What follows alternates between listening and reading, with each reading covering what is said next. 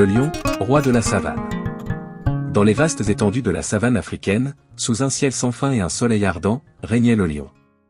Il était majestueux, une véritable force de la nature, connu de tous comme le roi des animaux. Sa crinière dorée flottait au vent tel un manteau royal, et ses yeux brillaient d'une lueur imposante. Tous les animaux de la savane vivaient dans la crainte de sa puissance. Quand il rugissait, les échos de son cri se répandaient à travers toute la forêt, et même les plus courageux tremblaient devant lui. Le lion se croyait invincible, et il se moquait des autres animaux, les considérant comme faibles et sans valeur. Son royaume était grand et il n'avait de véritable rival.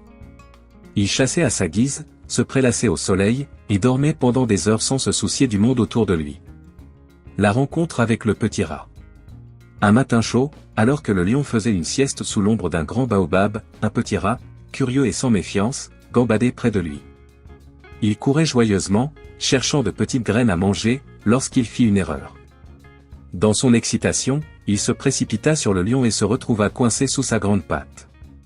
Le lion se réveilla brusquement, sentant la petite créature sur lui.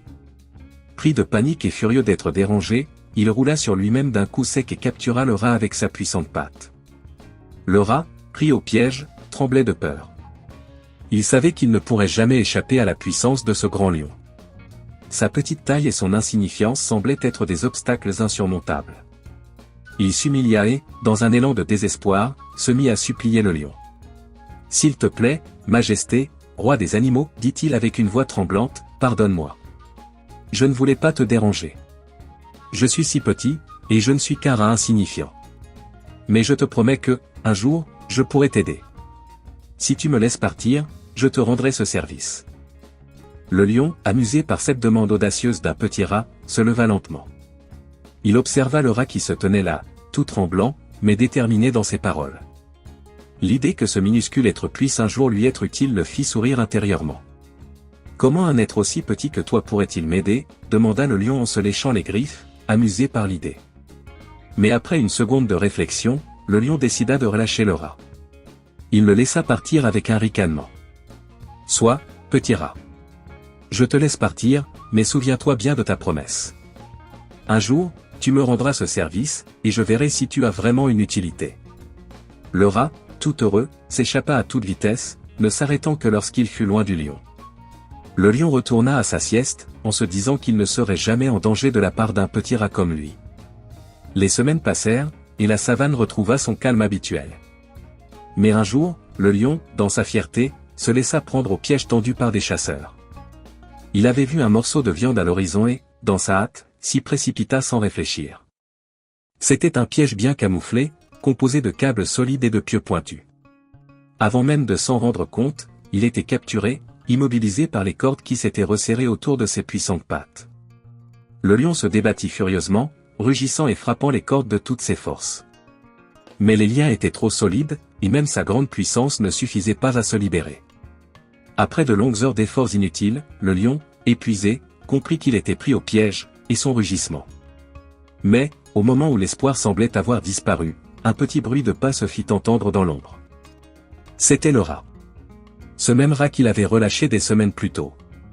Le rat s'approcha avec précaution, sentant la détresse du lion. Lorsqu'il le vit pris au piège, il n'hésita pas une seconde.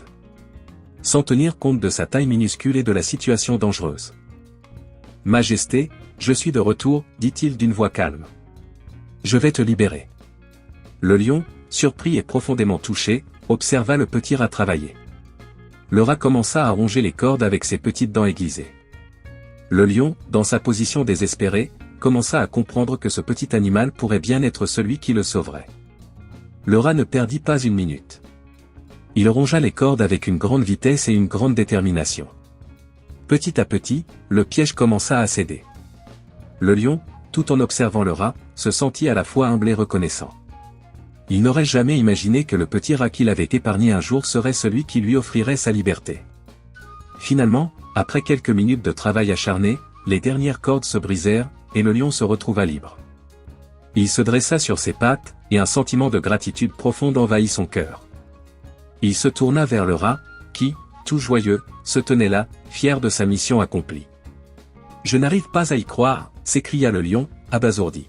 « Un petit rat comme toi m'a sauvé la vie. Je t'avais sous-estimé. Je pensais que tu ne pouvais rien faire pour moi. Mais aujourd'hui, tu m'as prouvé le contraire. Tu m'as montré que même le plus petit d'entre nous peut accomplir de grandes choses. Le rat, humble, répondit avec un sourire. Rappelez-vous, Majesté, la taille ne détermine pas la grandeur d'un être. Même les plus petites créatures peuvent avoir un grand rôle à jouer. La force réside dans le cœur et la volonté d'aider les autres. Le lion, maintenant libéré, baissa la tête en signe de respect. Tu as raison, dit-il, ton acte de courage m'a changé à jamais. Désormais, je ne sous-estimerai plus jamais les autres, peu importe leur taille ou leur statut. Le rat, heureux d'avoir fait une différence, partit ensuite dans la savane, mais il ne l'oubliera jamais, parfois, la plus grande force réside dans la simplicité et la sincérité.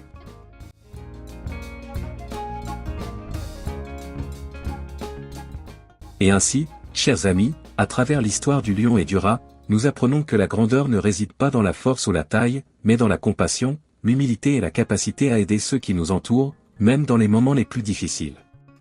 Peu importe notre taille ou notre statut, chaque acte de bonté a un impact.